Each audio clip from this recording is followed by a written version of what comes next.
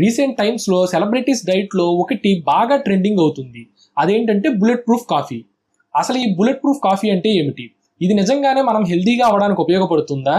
అసలు దీని వెనక ఉన్న సైన్స్ ఏంటి అన్న విషయాలనే ఈ వీడియోలో తెలుసుకోబోతున్నాం. కార్బోహైడ్రేట్స్ తీసుకోకుండా ఉండాలి.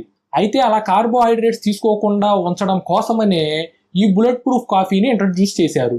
ఈ బుల్లెట్ ప్రూఫ్ కాఫీలో కేవలం ఫ్యాట్ మాత్రమే ఉంటుంది, కార్బోహైడ్రేట్స్ ఉండవు. కాబట్టి మనం బ్రేక్ఫాస్ట్ లో కార్బోహైడ్రేట్స్ తీసేసి ఈ బుల్లెట్ ప్రూఫ్ కాఫీని తాగి ఉంటే మనం మళ్ళీ కార్బోహైడ్రేట్స్ తీసుకునేంత వరకు మన బాడీ కీటోసిస్ లో ఉంటుంది.